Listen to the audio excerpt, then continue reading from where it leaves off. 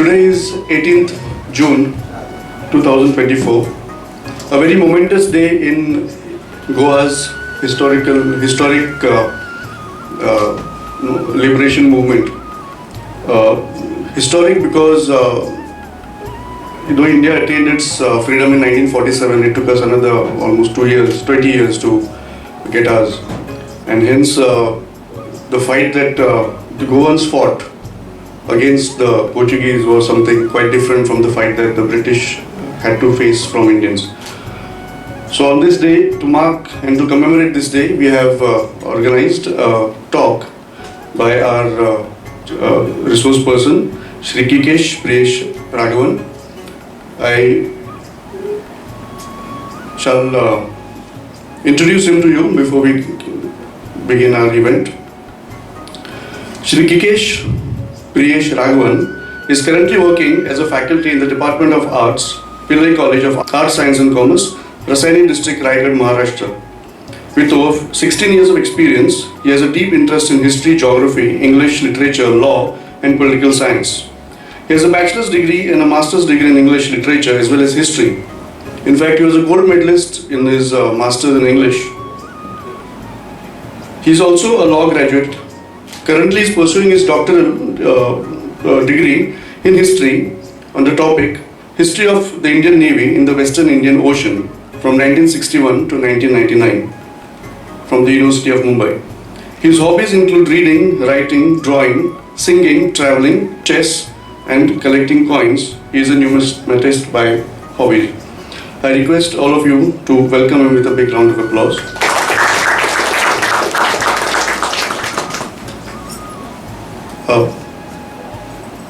Taking this ahead, I request our chief guest, our chairperson, Shri Sanjay Wahalkar, to welcome him with a memento. Thank you, sir. I hand over the mic to our principal, Professor Bhushan Bhave, to welcome our guest and the audience. Honorable Chairman of the Prabodhan Education Society, Shri Sanjay Ji Wahalkar, the resource person of the day, Mr. Raghavan. I don't know which name to pronounce. Kikesh? Raghavan is my dad's name. Priyesh. Priyesh. Kikan is my surname. Is it? Achha. So we will prefer to mention your name as Priyesh. That is the sweetest name that you have. Thank you. Mr. Priyesh, who has all the way come from Panvel for delivering this lecture. Head of our Commerce faculty, Dr. Ujjwala. Our executive member, my friend, Mr. Srihari Atle. Our PTA member and our ex-chairman of PTA, Mr. Swapnil Bugde. Senior citizen of Purvarim and reputed builder, Shri Sabnis Bab. Our own member, our Tamoskar Bab from the Gadge Maharaj Hall. All other faculties of our institutions, college, higher secondary and school. Students from various sister institutions, mostly from higher secondary section, for which I thank Resha Madam, because yesterday evening at 5:30 I got a call from Archaeology department saying that such and such faculty is available at Goa for a guest lecture if possible. And since our college has not reopened for the academic year 24-25, it was a challenging thing for me because there are no students around the college. And those who have come there, they have come for the admission purpose and not for with a mentality to attend something. So it was a challenge, and just I called our Nita Madam also, Resha Madam also. And Resha Madam was kind enough to depute her higher secondary students, especially I think Vallabh sir has brought his self-interest and he has brought his history students basically, which is the right choice for this lecture. Dear friends, Navy has been always the important part for India in the entire history of India. Since we are surrounded on all three sides by water, Navy has played a strategic role to decide every ruler that has ruled India, may it be Indian rulers or the foreigners who came to rule here. We all of you know that if your army is strong, your government is strong, but army, if it is not backed up by the real navy, army also cannot do anything at most of the times. We have seen how Shivaji Maharaj strengthened his navy. He gave special stress on strengthening the navy while strengthening his army. So that was the visionary action that he took at that moment in the 16th, 17th century. Right from that period till today, and especially in the Goa liberation movement, the navy backed our army, and that's why this liberation was a success. Goa's freedom struggle, we don't call it freedom, we call it liberation, because Goa was liberated by introducing army, Indian army. So it was liberation for Goa. Goa was liberated. Goa has not got freedom by its own, just like rest of India got. And Kedar has rightly said that we had to wait for 11 years after the Indian independence to look our liberation, our freedom for the state. And Mr. Raghavan has studied this aspect as a part of his PhD. So we thought this is the right occasion and we will not miss him. So on behalf of our college, Mr. Priyesh, we extend our wishes for choosing such a beautiful topic, very useful topic and very historical topic, so that whatever findings you are getting from your research will be definitely helping the researchers ahead. But not only that, but it will be also helping to decide some security policies for the nation. So when we talk of national security, I think that's why our students who are attending this function should imbibe in mind that PhD is not doing anything that is bookish exercise. It is not a dry academic exercise. It should be the more resourceful, more meaningful program that will help the nation to grow. And Mr. Priyesh has taken that topic for his research work. So we all congratulate him on behalf of Prabodhan Education Society and our College of Commerce and Education. I welcome you to this August gathering. Within a short notice we had to organize this because it was in the interest of our nation. So we will definitely, we are very much eager to listen to you. I think you are making a PowerPoint presentation. Yeah? Yes. Yeah, fine. So on behalf of Prabodhan Education Society, I welcome you and I also welcome the audience. Thank you. Thank you, sir. As I said earlier, 18th June 1946 was a historic day for Goa, as Dr. Ram Manohar Lohia led his famous agitation against the Portuguese dominion.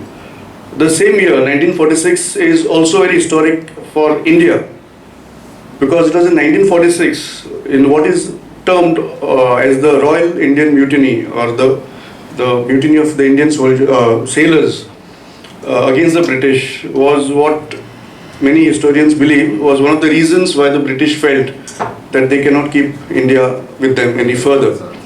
And so these two, the same year, and these two dates, one is 18 June and one is of course the mutiny, come together, and I think it's a very happy coincidence, very serendipitous occasion that we are here to talk about the impact of one on the other. Without much ado, I request Shri Priyesh to come to the dais and deliver his lecture.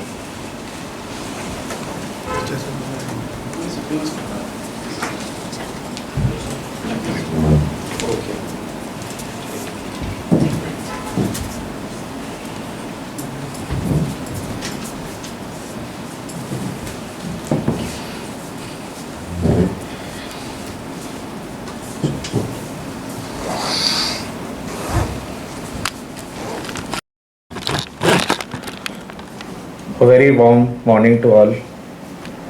First of all, I would like to thank your institution for giving me this opportunity to be here in front of you people. I thank all the dignitaries who are present here and who have come here to listen to me. Apart from that, my special thanks goes to Dr. Balaji Shenoy sir, who is the Executive Editor, ex officio Joint Secretary to the Government of Goa. It was his efforts that brought me here. Very happy to tell you that I am in front of you people trying to justify whatever I could about the Goa Liberation Movement and the role of Indian Navy into it. Thank you very much, Principal Sir. You also you gave me this opportunity here. To begin with, I would like to know how many of you people are from history background? Students? Nobody from history background? No one? Okay, it's okay. But I'll tell you something, like once we finish off with this presentation, you'll definitely love your Goa much more than what you know about Goa. And I'll try my level best to see to it that you people know the history of the struggle that the Goanese had gone through. In spite of the fact that India got independence on 15th August 1947, you have to wait for a longer period to get liberated from the clutches of the Portuguese people. So now let's have an understanding of what exactly the whole crux of the issue was, and then we will move on to the PPT. To begin with, 1498. 1498. It's a very important period in the history of, not only the history of India, but history of world. Because 1498 was a time when Vasco da Gama landed on the ports of Calicut. It's a very momentous period. It's not like that he was the first foreigner to visit India, but probably he was the first European to land on the shores of Indian city. And this is also remarkable because he was never accepted by Zamorin, who was a ruler of Calicut. And there were several reasons, and there were several wars which was fought between the Portuguese and the Zamorins. And ultimately 1510 is the period when Goa ultimately fell in the clutches of the Portuguese. From 1510 till 1961, such a long period, more than 400 years of slavery. And the Goanese faced this. Like, it's not about a particular region, but look at this region and you'll find that this is a region which Portuguese claim that it is not a colonial possession, but it is a part of Portugal. And once Salazar came there, like he was a dictator, and once he came there and he said like, no, we are not going to leave Goa. Then started the struggle started with so many people, T.B. Kuna, then we have Dr. Ram Manohar Lohia. Dr. Ram Manohar Lohia, why I'm calling him as Dr. Ram Manohar Lohia, because you should know that he's never considered as doctor, but he did his PhD from Germany. And he worked on, it's a very important thing you should notice, that he worked on his PhD, but he was never awarded PhD because he had to give 150 copies of that, and he never did that. He came back to India. Why? Because he wanted to fight for the freedom, not the freedom struggle, but the liberation of Goa. And that is the biggest thing that he did. That's the reason I look up highly on Dr. Ram Manohar Lohia. Very few people know about the history of Dr. Ram Manohar Lohia or T.B. Kuna. You come to Maharashtra, you won't, people won't speak about these men. But we should know that history, in the history of Indian freedom struggle, the contribution came from various areas, not only Maharashtra, but Goa, Karnataka. There was no Karnataka at that time, it was Mysore. So we have these famous men out there, and they struggle, they toil hard. Look at Dr. T.B. Kuna, and you'll find that he studied in Paris, and from there he came to India. Why these people, they came back to their roots? Because the roots appeal to them. And if you are an Indian, once an Indian, always an Indian. Even if you leave this country, you go to some other country, you take the citizenship of that country, but still somewhere down the line, you know that you're Indian by heart. You can call yourself as American once you take the citizenship of America. You can call yourself as Canadian, but ultimately, whenever it comes to India, you will say that no, my roots are from India.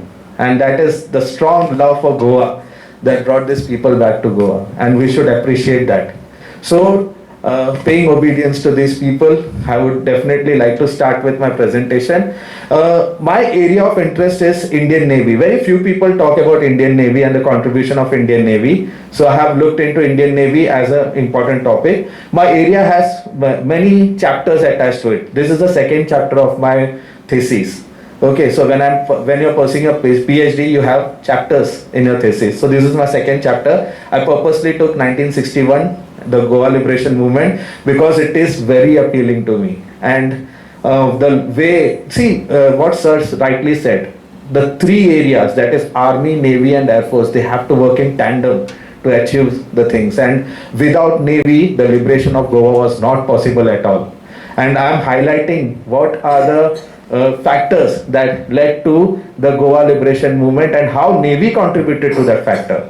With this, I have made 8 important areas. Actually, what happened is like I met Shenoy sir and he instructed me to go to Delhi and collect some declassified documents from there, naval documents. It was a very difficult task for me, but still I went to Delhi during the last month or so, 2 months back. I've been to Delhi, and there I went and met the Defense Ministry Division of History, and there they readily helped me out with certain documents. I've got the documents with me.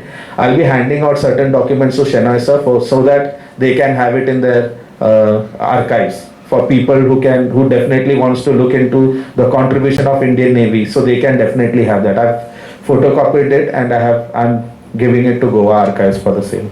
So there are different areas I got into. When you talk about Goa liberation, it's not only Goa. We are talking about Daman, we are talking about Diu, we are talking about Anjadiv. So we know nothing about these areas.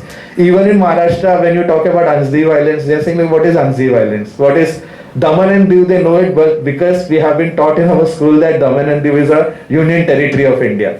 But understand one thing, Daman and Diu, Dadra Nagar Haveli, and then we have Anjadiv Islands as well as Goa. All this was the possession of the Portuguese in India.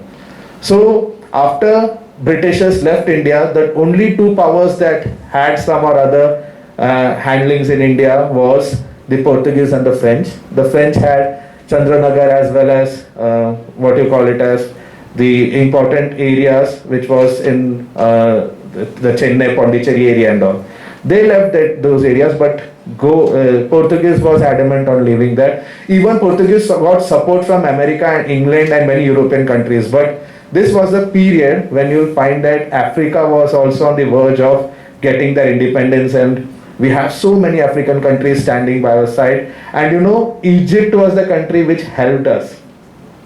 And how that was possible? Egypt blocked that Suez Canal and they did not allow the Portuguese ships to enter Indian Ocean.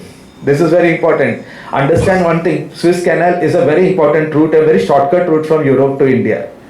But if you are blocking that region, then you have to round the Cape of Good Hope, the way through which Vasco da Gama entered India. So it's a very costly affair, and at that time, Egypt helped us. Not only Egypt, even Sri Lanka stood by our side. There were many countries who stood by our side. So this is a very momentous achievement that we had. So definitely, I'm going to look into different areas. First, we will have a look at the Divi area. So these are the table of contents. See, now what I have done is like based on the documents that I've got from Delhi. These are the important documents. These are the declassified documents. I have divided into 8 parts, and very interesting thing. First part is based on the details of the naval operations that happened at Dewey, and then you have the naval operations at Goa. There is a ship which was a Panamanian ship which was known as SS Ranger. So that ship got damaged during the course of the fight between India and Portuguese. So we'll talk about that. Then there is a proposal whereby the Albuquerque. So Albuquerque is a name of a Portuguese ship that was there. So that ship was damaged, and later on they thought of converting into an oceanographic vessel, but later on you'll find that never materialized. What happened with that ship? Then we'll talk about that. Then we talk about Operation Chutney. So very few people know about Operation Chutney. So we'll talk about Operation Chutney and Vijay. Vijay, we all know it, right? So we call it as Operation Vijay. The operation took place in Goa is known as Operation Vijay, but the operation that took place in Anjadivi Islands and various other places were known as Operation Chutney. This is very important. Now, why Anjadivi Islands? So I talked about this also, and then the fall of the Anjadivi Islands.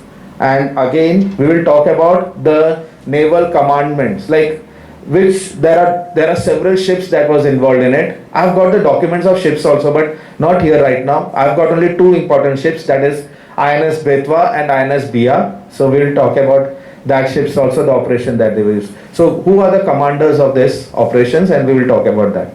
So this is something like based on only documents. I'm not going to tell you the story of the whole struggle, but only the story that is pertaining to the documents and what the Indian Navy has to say about these events. Is that clear? So we'll move on with the next slide. Okay. So these are the details of naval operation at Diu. Just have a look at this. So why Diu? When you look at Diu, where is Diu? Diu is exactly situated below Gujarat.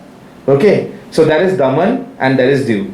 These are the two important union territories that we have got, and it is situated just below Gujarat. So it is at the tip of Gujarat, and this is a very important place which these people had with them. Now, this operation was not a very easy operation. Okay, so you should understand that even though the operation was not easy one, but it was made easy by INS Delhi. So this INS Delhi is a very important ship that was used during this process. And what happened exactly was, it was difficult for the army to enter this area. So army, it was not possible. Whenever there was any aircraft that was seen on the top, they used to randomly shoot at those aircraft. So it was difficult for the aircraft to even take people and let them land, the soldiers to land on the island, on this place. So what happened here is, INS Delhi was used, and INS Delhi took all the soldiers on its board and it's supported the land operation. See, this is how the Navy, Air Force and Army, they are working together. So INS Delhi, they tracked and engaged there was a patrol craft. So patrolling means they used to navigate the whole area, and they used to see whether there is any enemy ships are there. So it was necessary that the seaward patrol ship needs to be stopped. So as soon as this ship saw INS, because INS Delhi is a very huge ship, so as soon as they saw this attacking ship, they started fleeing to the port of Diu. But before they could go there, the INS Delhi, they tracked it and they sunk that ship. Okay, so now after this, the moment it came close to the region of Diu, you will find that the citadel is a place where the hideouts of the Portuguese people, and they started firing indiscriminately on the soldiers who were trying to land on who were trying to get to the shores. So as soon as they started firing, you will find that we also backfired them, and ultimately what happened was, they started showing this white flag, and that was a surrender by 1400, like by 2 o'clock. You will find that the INS Delhi, they took the control of the airfield control tower, and that was very important because airfield control tower is a area from where they could easily take they could easily look into the enemies at the different fronts. So they took over the control tower, and ultimately by the morning of 19th December, so this took place on 18th and 19th. See, Goa Liberation movement it started in 17th and it ended in 19th, only 2-3 days. But these 2-3 days, it was very important because we were constantly backlashed by the European powers, especially NATO's and all. So there was no support coming from them, and that was a problem that India was facing at that particular point of time. So in spite of all this, India tried the level best to get into it, and ultimately you will find that the INS Delhi assisted the army in crossing the islands with their boats, and they landed their naval platoon also, and there you will find that by 19 December we hosted our national flag at Delhi. So this is at Diu place, and this is very important thing that happened during that particular point of time. So now details of the operation at Goa. Now what happened at Goa? See, so in Goa you will find that Dabolim Airport, you all know Dabolim Airport, I guess, right? You are staying here only. So Dabolim Airport was the only airport which was very important there, and it was necessary that this airport, because this airport was under the Indian observation, because we all know that the activities that was being carried out here, because normally there are commercial flights that used to flew to that airport. We need to see to it that no help should come from Lisbon, which is the capital of Portugal. So no help should come from that side, and that's the reason we were trying our level best to see to it that the Dabolim airport should be under our control. So we started having a linear patrol. So a patrol was provided 8 miles of the Goa coast. So we were not going to Goa, we are not venturing into Goa because Goa was then considered as an international entity, right? International territory, and we were not allowed to go to Goa. So that's the reason we could never land up in Goa at that particular point of time. And that's the reason what we did, we sent up patrolling ships, and we're trying our level best to see to it that none of the ships, okay, should venture to Goa.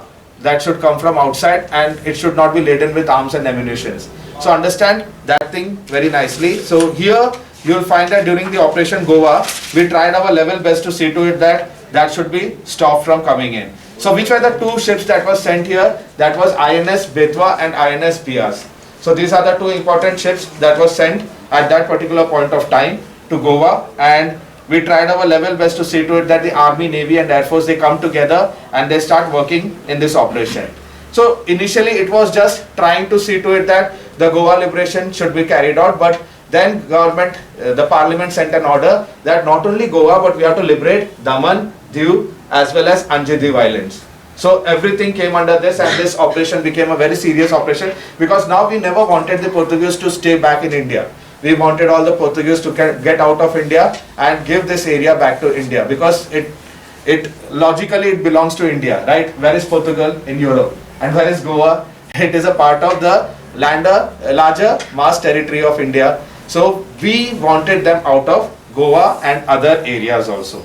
So it's not like we took this operation directly. It was the time when the parliament had discussion with the government of Goa, as well as government of Portuguese, but they were not intending to give this area back to India, calling this as their own territory, and they took this matter to United Nations organization also, and they tried their level best to see to it that India don't get help from any of the nations of the world and India should be branded as an aggressor. But we were not aggressors because we have been working on this for quite some time. We have seen so many satyagrahis been killed, they were tortured. Look at Dr. Tibikuna, he was put into a jail in Lisbon for 8 long years, and after that he was sent, he came back to India. So you look at this, the way our freedom struggle the people struggle for our freedom, that was very important. Especially the Goa people, they were struggling against not only the Britishers but also the Portuguese also. So this was very important, and then you'll find that India decided to strike. But the only problem India had here was Albubuki. So Albubuki was a very important ship which has the firepower, range and medium. So this is the only ship that we needed to tackle, and then we see a fight between INS Betwa and INS Betwa and Bias against Albubuki, and Albubuki was actually shot at that particular point of time, and it was it was like it was trying its level best to escape this region. And that time we had another problem also. The area where Albubuki was placed, that particular area had so many ships from different nationals, and it was important that we should not harm or damage those ships as such. But in this ensuing battle between Albubuki and our ships, what happened? Albubuki tried to hide itself behind SS Ranger, which was a Panamanian ship. So it was a Panamanian ship, and suddenly during the fire, some of the some areas of this ship was actually destroyed. But later on, we brought this ship back to our Indian shore. We gave them proper positionings and all, and we gave the maintenance, everything as such. They did not file any case against us, and ultimately Albubuki was left at our own whims, and it was captured. It was at that particular point of time Albubuki was to be converted into an oceanographic vessel, but later on Indian government decided that they are not going to do that. They are going to make it a accommodative vessel, whereby the vessel will stand. There are many accommodative vessels as such, like they have been converted into what you call it as museums as such, right? So it was also they were trying to convert this into a museum, not a museum but a place where the sailors can stay back, they can train, and they can. So there are records which talks about how Albubuki was used as a training area. There proper ventilation, proper fans, proper sanitation facilities were also provided, even messes were made, and even they had bunk beds also made into Albuquerque so that the sailors who are actually going there for training, they could go and support themselves there. So that happened during this particular point of time. So I talked about the Ranger as well as Albuquerque. So there are certain documents which talks about this aspect. Now why Anjedevi Islands? Now when I talk about Anjedevi Islands, what happened exactly with the Anjedevi Islands was, there were two incidences that happened during this point of time. One was, there was an Indian ship which was known as Sabarmati, and when this Sabarmati ship was actually prowling through that area, the Portuguese from Anjedevi Islands, they started shooting at this ship, and because of this the ship sustained damages. After some time, you'll find that 20 fishermen also was impacted by this Portuguese attack. So Portuguese was constantly attacking Indian ships, Indian fisheries and as such. So the fishermen, they feared to venture into the open sea, especially those areas which were close to this Anjedevi Islands. When you ask me where this Anjedevi Island is, it is exactly below the southern part of Goa, and it is to the northwest of northwest of Karnataka area.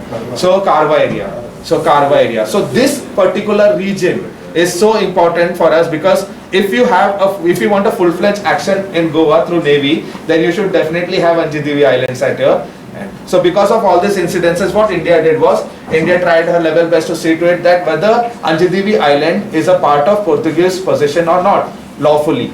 And in the initial stage we came to know that it is under the Portuguese possession, but the problem is the Portuguese is trying to vest a major area which was not under the jurisdiction of Anjedevi range. So they were trying to unlawfully or illegally, they were trying to hurt the fishermen of Indian region. So because of this constant pressure, Indian government decided that they will go for the Anjedevi attack. So Anjedevi attack is very special one for us, because there is a church in Anjedevi, and this church, Indian government decided that they are not going to impact or affect the church areas in as such. But what the Portuguese did, taking advantage of this, they started filling up all the ammunitions in the church, and all the ammunitions as well as warheads in the church. So the Indian army, in spite of the fact that they entered Anjedevi Island, they could never attack on the church region, because India had a protocol that they are not going to affect the religious sentiments of the Christians in this region. But ultimately they also understood that this was a ploy of the Portuguese people. There was a fight, and around 6 Portuguese men, they were killed. The Portuguese soldiers were killed. Around 8 Goans were supporting the Portuguese, because there were certain Goans who were supporting Portuguese also because of the connectivity that they had with them. And in India we had around 4 to 5 casualties, but in spite of all these odds, we managed to get hold of the Anjedevi Islands, and from here we kick-started our operations in the later run.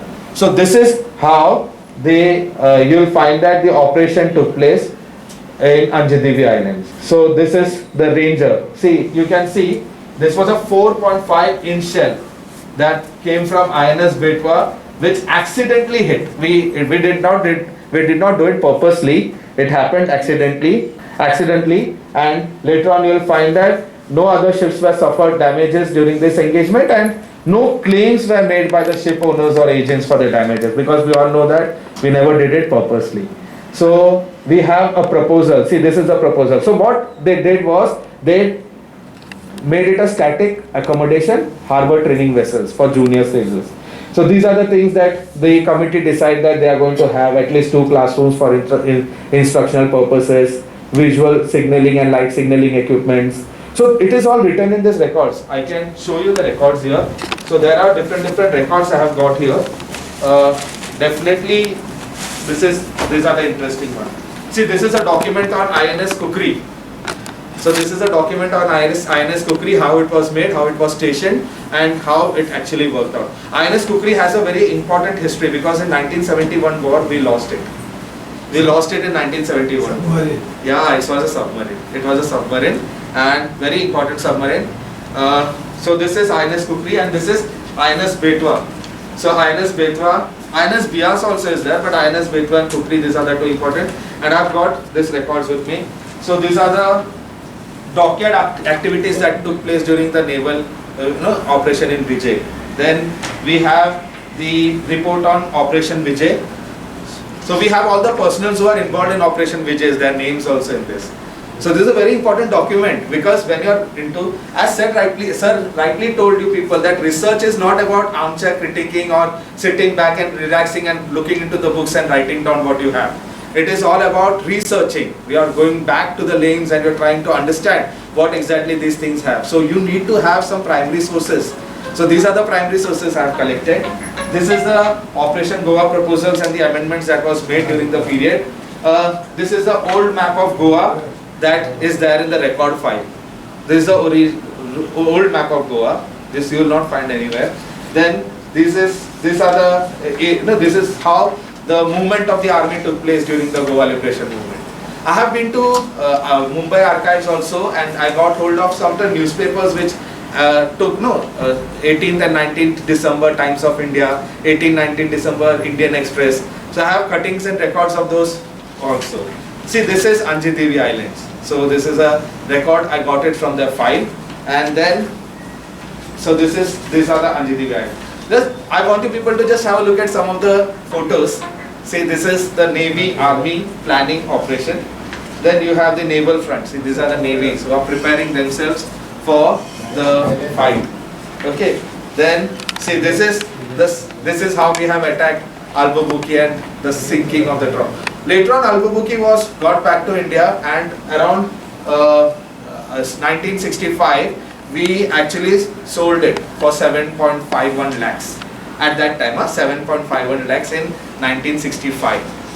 Then this is the surrender of the fort. This is very important photo that you should know. The surrender of the Portuguese people. See, they have that guns and all, and they are surrendering in front of the navy personnel.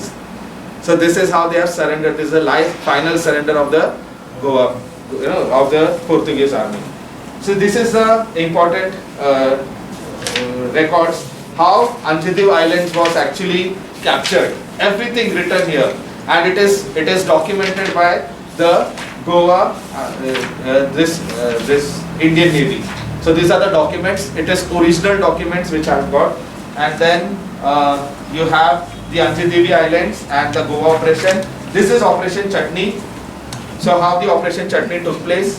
So Chutney is all about, I will talk about Chutney in the even when I was looking into it, I saw this document, I said Operation Chutney, what is it all about? Then I started reading the whole documents, and then I got hold of it, what exactly the operation is all about. See, so Operation Chutney means we have combining all the things like Diu, Marmagaon, you know the Marmagaon port, okay. So how even INS Kaveri was also involved in it. Then you have the Anjidevi Islands, and this is INS Vindurti.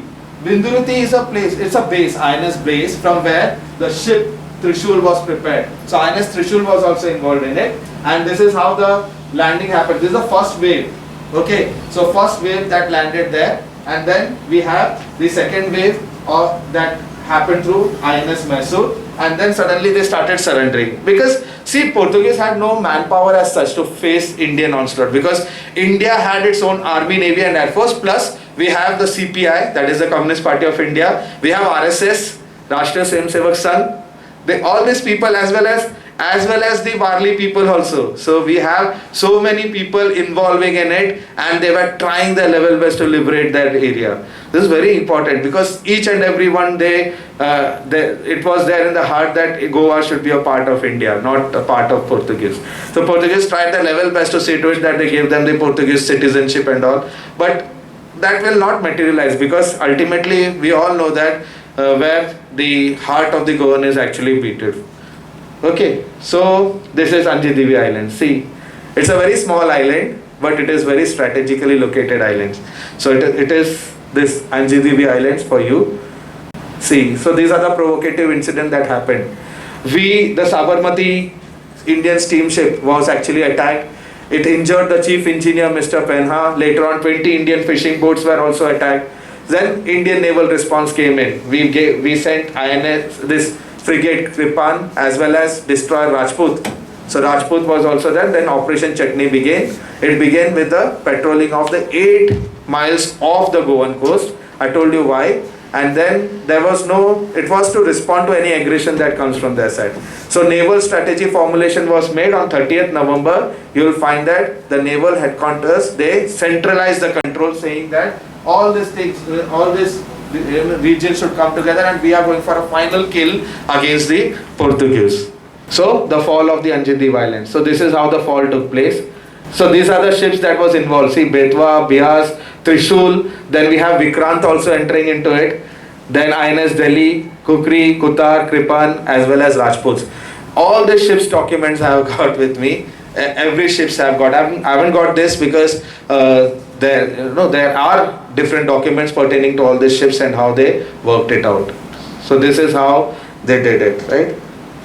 So the names of the commanding officers. See, these are the ships that was involved and these are the commanding officers. So everything, this whole process took place under the leadership of Rear Admiral B.S. Soman. So he was the commander who actually led this assault, right? So we have this these ships: Vikrant, Mysore, Delhi, Trishul, Kutar, Kripan, Kukri, Betwa, Bias, Rajput, Kaveri, Kanwar. Then we have Kakinada, then Kannur. Kannur is a place in Kerala. We call it as Kannur right now. And we have Bimlipatam. So these are the commanders. See, this is Lieutenant Commodore, okay, CDR. So how to read it as Lieutenant Commodore. Don't call it as Lieutenant, it is Lieutenant Commodore. And you have the captains of the ship, that is Rear Admiral. Okay, so Rear Admiral, Lieutenant Commodore. And this is Commodore, CDR. So these are the men who were involved in it. This is how the struggle took place. This is a glimpse of what happened in Goa from the Navy side. But we have the Air Force also and Army also working in tandem to bring the liberation on at all front. Okay, so this is a small efforts from my side. I tried my level best to help you out with all these things. I will be very happy if in future, if you people will definitely look into those things. It's not necessary that you need to be a historian or a history student to do research on these things. If you love Goa, if you love your motherland, if you love your place, please see to it that the contributions that came from even a very person from a downtrodden community to the person of high level, like the ministers as well as the leaders as well as the captains and the commodores and all of them contributed equally, because all of them loved Goa and they still love it, right? We all love Goa, right? Yes. Yeah, we love our country. Jai Hind, Jai Bharat and Jai Goa. If you people have got any questions, you can definitely ask me. Anything you want to ask me, anything that you want to know, I am open to the discussions. It's open, the floor is open for you. Anybody, anything? The chutney thing you not said. This is, sir, chutney thing is this only. My name is chutney. It was like chutney means what? Chutney means you have the ingredients of everything. So when you talk about chutney, you have Goa, you have Daman, you have Diu, you have all these things together, and then they are saying like, let's name it Operation Chutney. So that is the main thing that happened here, and very few people know about Operation Chutney, but I would like you people to look into Wikipedia and all and try to get more information of Operation Chutney also, because this is just a naval viewpoint, but we have the army also and Air Force also involving in it. Actually, chutney means crushing. Crushing, yeah. We were knowing Operation Vijay. First time, Sir, even when we attacked Daman also, there were only 3 officers who were policing Daman. Only 3 officers. And it was very easy for us to take it. And even you'll find that one of the officer was killed in action. Because that action took place not because of Army, Navy or Air Force, but because of the CPI as well as RSS and all. They barged into that police station and they had only 3 people who were looking at the whole security of Daman. So it was very easy for us to get into it. So Portuguese had no, see what the Portuguese did was they cruelly treated the citizens, inhabitants there. They killed so many people. Actually, Portuguese rule started with conversions and all.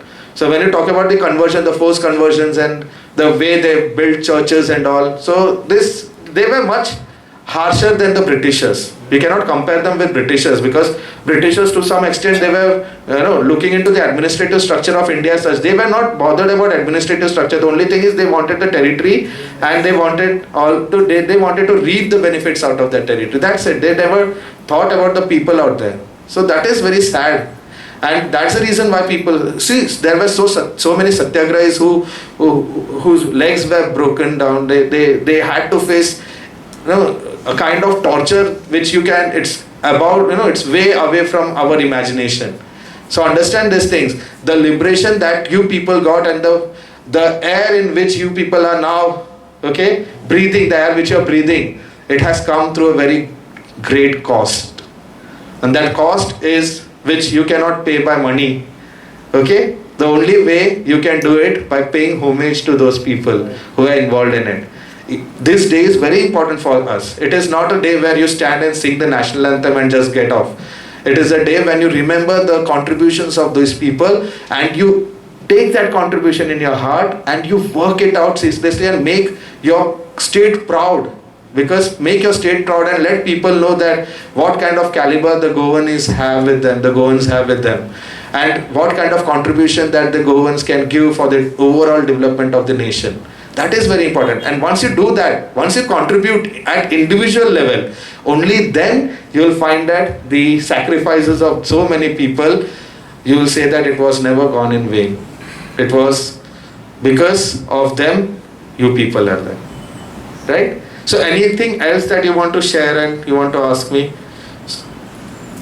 So this operations took place in tandem and that's the reason you call it as Operation Chutney. And Operation Vijay is like final blow that happened in Goa. Right? Okay, if you don't have any question, I will call it for the day. Thank you. Thank you very much. I am happy to be here. Thank you. Thank you, Priyesh. That was quite an in-depth presentation. It is ironic for Portugal and perhaps poetic justice for India that the first battle for Goa was fought by Afonso de Albuquerque, the admiral, right?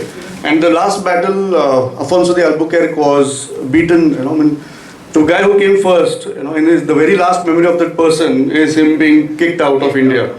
So I think that was poetic justice for us, and it gave a nice closure to that battle for Goa's liberation. I thank you so much, Priyesh. I request the HOD of our Commerce Department, Dr. Ujjwala Harjunkar, to deliver the formal vote of thanks. A very good afternoon to everyone present here. Wishing you all a very happy Kranti Din first of all. Then on behalf of this Vidya Prabodhini Parivar, I am glad to be standing here to express my vote of thanks. I would like to thank our chief guest, Mr. Priyesh Raghavan, for his accepting for the last minute invitation and also being here with us and giving his insightful thoughts with regard to the Navy's struggle in the freedom struggle of Goa and the details of which we have seen in our presentation. I would like to thank you, sir, for that wonderful presentation and the speech. Our thanks goes to our principal for taking such beautiful initiative of having this day celebration by having a such wonderful lecture. Thank you, sir. I would also like to thank our chairman, Shri Sanjay Alalkar sir, for his presence and all other members of management. Mr. Bugde, who is our ex-PTA president, for being here and gracing this occasion. I would also like to thank our higher secondary students and the teachers and also faculty members of our college section who are present here and making this a day a great day. Thank you one and all.